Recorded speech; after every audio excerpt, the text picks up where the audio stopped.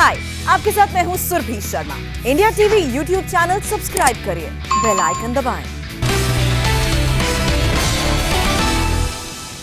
अब शुरू होने जा रहा है चुनाव धमाका। ब्रेकिंग न्यूज का तूफान। आपको असम से लेकर बंगाल तक, तमिलनाडु से लेकर केरल तक की चुनाव की धमाकेदार खबरें बताएंगे।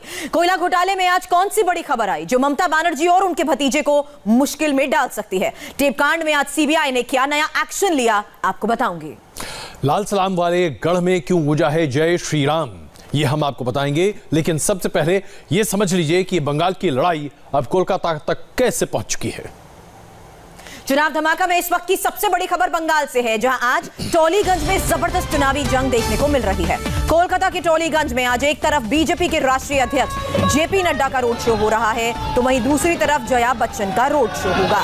टॉलीगंज की इस लड़ाई की खास बात यह है कि दोनों तरफ रथ पर बॉलीवुड से जुड़े सितारे दिखेंगे। एक तरफ जहां बीजेपी के रथ पर नड्डा के साथ सिंगर और सांसद बाबुल सुप्रियो होंगे, तो वहीं दूसरी तरफ टीएमसी के चुनावी रथ पर एक्ट्रेस और समाजवादी पार्टी की सांसद जया बच्चन होंगी सवार। नड्डा के रोड शो में इंडिया टीवी रिपोर्टर पवन नारा मौजूद हैं। सबसे पहले उनकी रिपोर्ट देखिए।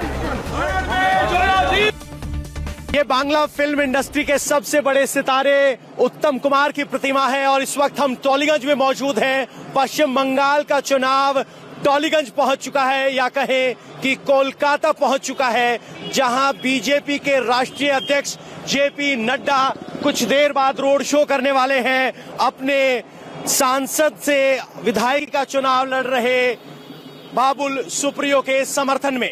आपको बता दें कि टॉलीगंज बंगाल की संस्कृति, या कहे कि बंगाल की फिल्म इंडस्ट्री का हब है, और यहां आज शाम को जया बच्चन भी एक साथ नजर आएंगी। जी हां, समाजवादी पार्टी की सांसद जया बच्चन तृणमूल के समर्थन में यहां शाम को रोड शो करेंगी। यानी टॉलीगंज नई बैटलफील्ड होगी, जहां आपको सितारे आमने सामने लड़ते हुए नजर आएंगे। यहां टीएमसी के विधायक तीसरी बार अपनी किस्मत आजमा रहे हैं, लेकिन उनके जीत का मार्जिन 25,000 से घटकर 9,700 रह गया। और अब बाबुल सुप्रियो की चुनौती के सामने वो कितना खरा उतरते हैं, वक्त बताएगा। लेकिन एक तरफ बाबुल सुप्रियो, जेपी नड्डा, और दूसरी तरफ आज के दिन ही जया बच्चन आपको टॉलीगंज में नजर आएंगी। टॉलीगंज सिर्फ एक विधानसभा नहीं, बल्कि बंगाल की फिल्म कल्चर को रिप्रेजेंट करता है। और देखना होगा कि बंगाल की फिल्म कल्चर पर बीजेपी का कब्जा या टीएमसी का कब्जा। लेकिन वोटिंग से पहले दोनों ही दल जोर लगाने में कोई कोर कसर नहीं छोड़ रहे। जेपी नड्डा के रोड शो से पहले ही बीजेपी समर्थकों की भारी भीड़ जमा है। वहां अभिषेक बनर्जी के कोयला घोटाले का मुद्दा भी गरमाया है। पवन नारा की एक और रिपोर्ट देखिए। यहाँ बीजेपी से बड़ा झंडा जय श्री राम का है और बड़ी संख्या में यहाँ समर्थक पहुंचे हुए हैं।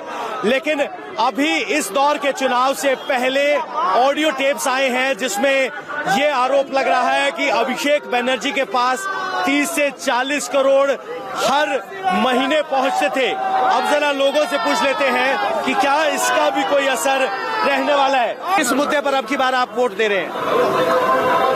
काटमानी का, वो जो काटमानी का ये चल रहा है ना, इसके मुद्दे में हम लोग बीजेपी को वोट दे रहे हैं। ऑडियो टेप सामने आया है, सुना है आपने? सुना है। तो क्या उस ऑडियो टेप का असर पड़ता है? अरे ये तो तृणमूल पार्टी का तुलाबाद सिंडिकेट राज का पार्टी है।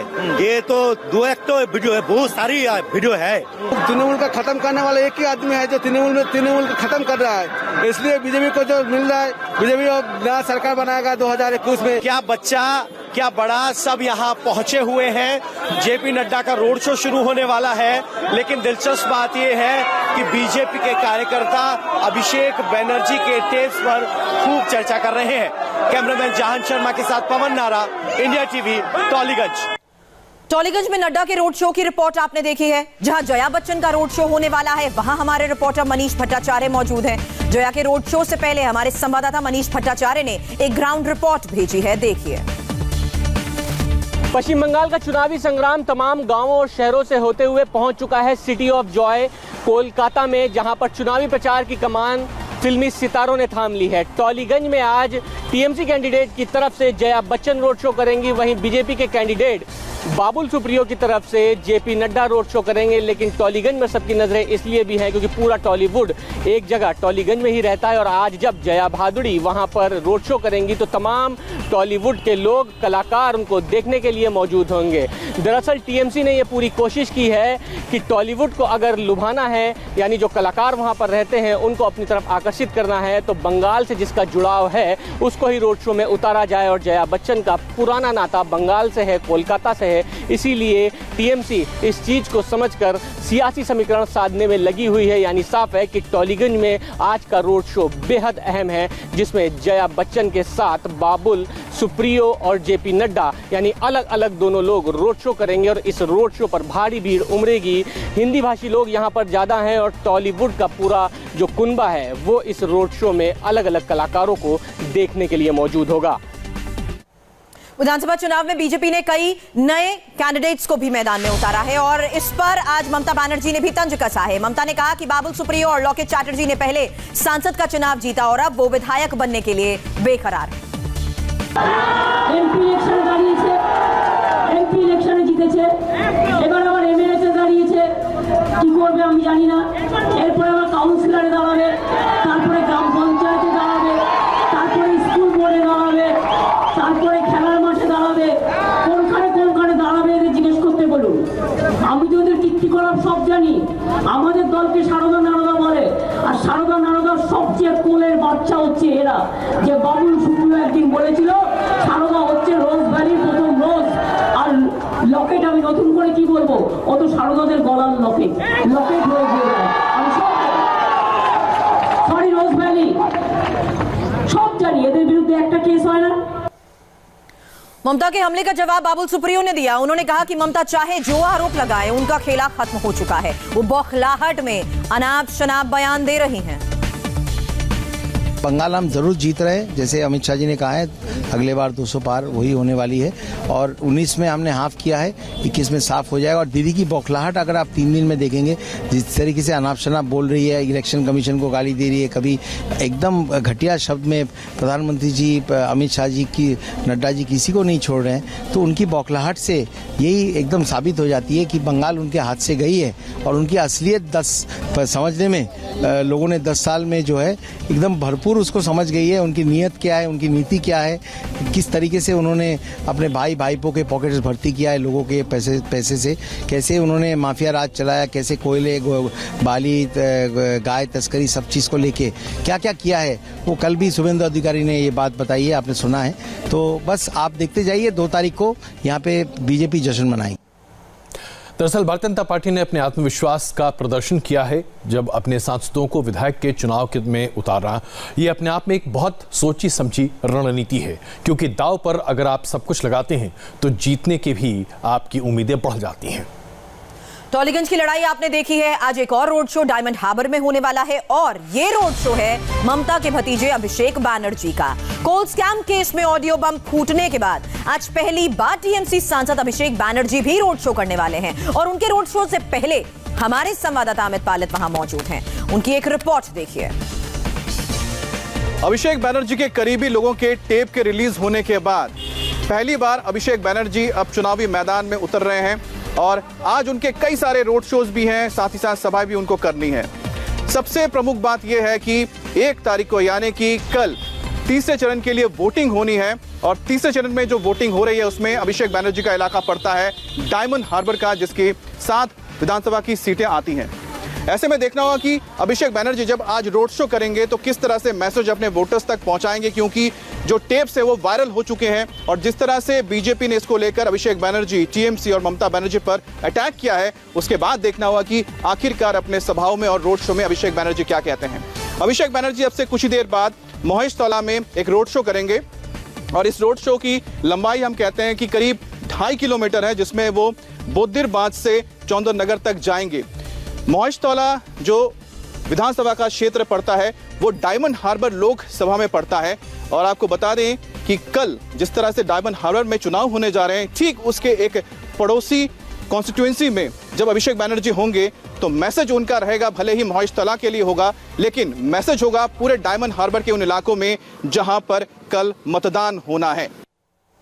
जो स्कूल स्कैम में ऑडियो बम फूटने के बाद अभिषेक पहला रोड शो कर रहे हैं, उस घोटाले में आज एक बड़ी खबर कोलकाता से आई। कोल स्मगलिंग केस में घोटाले के किंगपिन अनूप मांझी से सीबीआई पूछताछ कर रही है और मांझी से सीबीआई की यह तीसरी पूछताछ है। केस में सीबीआई टीएमसी सांसद अभिषेक बैनर्जी की पत्नी समेत उनके कई रिश्तेदारों से पूछताछ कर चुकी है। सीबीआई के कोलकाता ऑफिस में आज 3 लोगों से सवाल जवाब हो रहे हैं। कोल स्कैम केस में अनूप मांझी उर्फ लाला के अलावा दुर्गापुर के एक एसडीपीओ से भी पूछताछ हो रही है।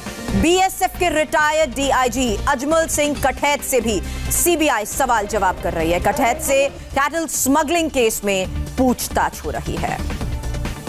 कोल स्कैम में सीबीआई के कसते शिकंजे के बीच ही बीजेपी ने ममता बनर्जी पर भी बड़े आरोप लगाए हैं। केंद्रीय मंत्री मुख्तार अब्बास नकवी ने बंगाल में सरकार के संरक्षण में भ्रष्टाचार के आरोप लगाए।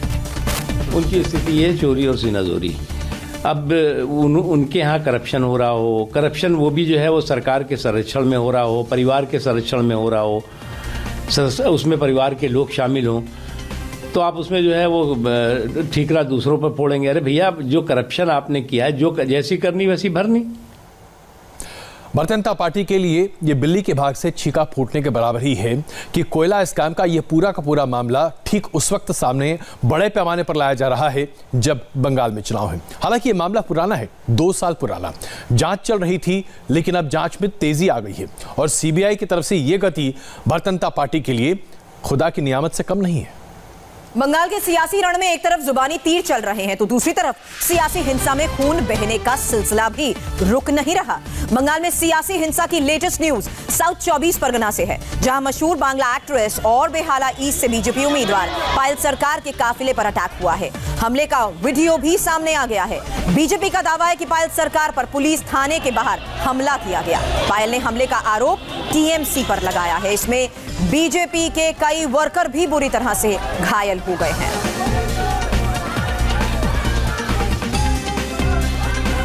एक तो मतलब महिलाओं को भी नहीं छोड़ा उन्होंने।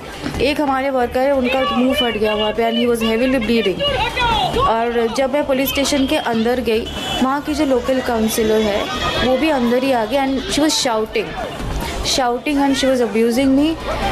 और अपना जूता निकाल के वो मेरे ऊपर फेंक के मारे उसने।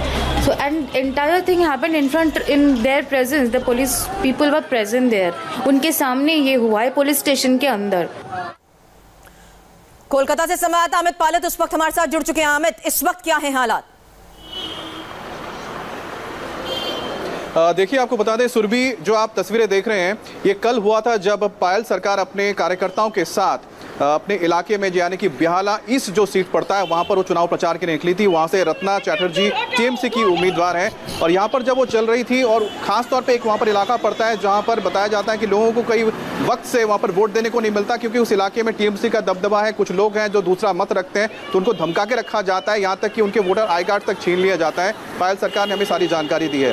कल जब वो वहां पर प्रचार के लिए निकली थी तो वहां पर उन पर हमला होता है और वो तो बाल बाल बच जाती है। इनके कुछ कार्यकर्ता हैं जो उसकी चपेट में आते हैं, कई लोग घायल भी हुए हैं जिसमें महिलाएं भी शामिल हैं। उसके बाद वो वहां पर बचने के लिए पहुंचते हैं ठाकुरपुकुर पुलिस स्टेशन। जो तस्वीरें आप देख रहे हैं, ठाकुरपुकुर पुलिस स्टेशन के अंदर जब पहुंचे उसके बाहर वहां भीड़ जमा हो जाती है। वहां पर भी जो कार्यकर्ता थे पायल सरकार के साथ, उन पर भी हमला होता है पुलिस के सामने। और जैसा कि पायल ने खुद बताया कि उनके पुलिस के सामने उन पर हमला हुआ है और अभी तक देखिए कि वहां पर कोई गिरफ्तारी नहीं हुई है। लोग भले वहां पर डरे हुए हैं लेकिन पुलिस कोई कार्रवाई नहीं कर रही है, क्योंकि शिकायत की गई है, ना गिरफ्तारी हुई है। कुछ लोगों के नाम तक बताए गए हैं पुलिस को कि किन्होंने हमला किया था। तो ये हालात हैं। और बेहाला जो कि कोलकाता का इलाका पड़ता है, वहां पर अगर इस तरह की चीजें होती हो तो आप समझ सकते हैं कि जो यहाँ पर हिंसा की लगातार बात होती है, भले ही छिटपुट हो लेकिन सामने निकल कर आते हैं और उससे जो कैंडिडेट्स हैं वो भी बच नहीं पाते हैं। सुरभि, बहुत धन्यवाद इस जानकारी के लिए। कुल मिलाकर देखा जाए तो हिंसा का दौर बंगाल में थमने का नाम नहीं ले रहा, लेकिन दूसरी तरफ चुनाव आयोग की तरफ से बार बार ये कहा जा रहा है कि हिंसा कम से कम मतदान के दिन नहीं हो रही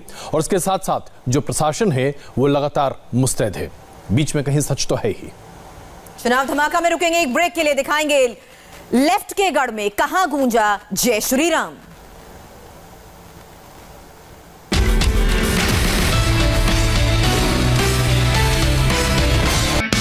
हाय, आई एम सुरभि शर्मा। खबरों से अपडेट रहने के लिए India TV YouTube channel subscribe करिए, साथ में बेल आइकन जरूर दबाएं। जुड़े रहें इंडिया टीवी के साथ।